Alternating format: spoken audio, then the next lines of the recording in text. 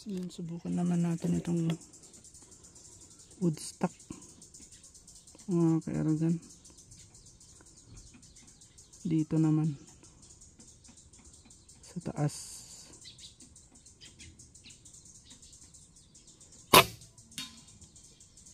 Yun.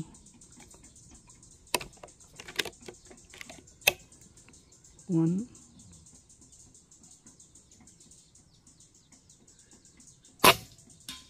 Two.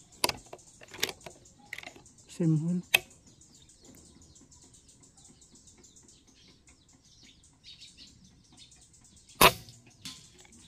Three.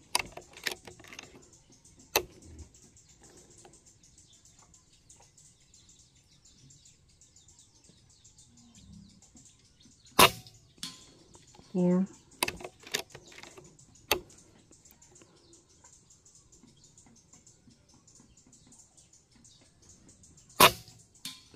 Five. So yun ang tama niya itong wood stock mga ka-aerogun. Lapitan natin. Ayan po yung wood stock natin, same lang na empty barrel. So lapitan natin. So ipos muna natin mga ka-aerogun kasi malayo, sayang yung memory natin kasi punong-puno na itong cellphone natin. So yun na mga ka-aerogun, ayun na yung yan na yung tinesting natin na wood stock amag. Yan yan po yung grouping nya sa layong 100 yards. Sa dati doon pa tayo galing sa silong ng Melina. So isang tam siya mga ka-aerogun. Yan. So ayos, pwede na sunduin. So yun, dito na tayo. Yan o.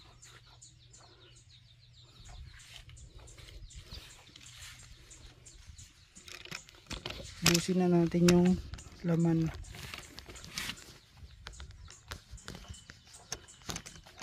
Hindi ko na naman mahanap. So yun mga ka-aerogun, 5 shot yun. So busin na natin. May 5 pa dito. Yun nga lang, medyo mahangin na siya. Mahangin na po. Busin na natin yung laman niya.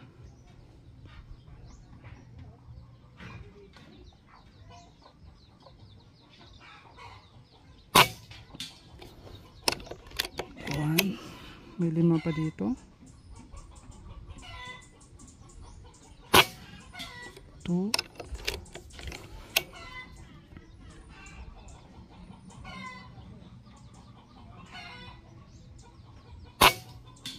3. Doon lang yung tama niya.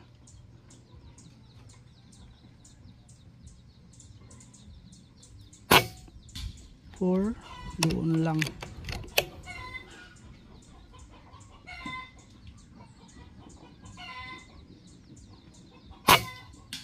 Yun, doon lang boss. So ayos, pwede na yan. Pwede na yan boss. Ayos naman to mama. Sana maganda yung kuha ng video natin. Ayan, di na natin lapitan kasi kita naman sa video. Ayos. Yung ginamit natin na pellet ay 18.13 grains GSB ka-aerogun. Ayos na ayos.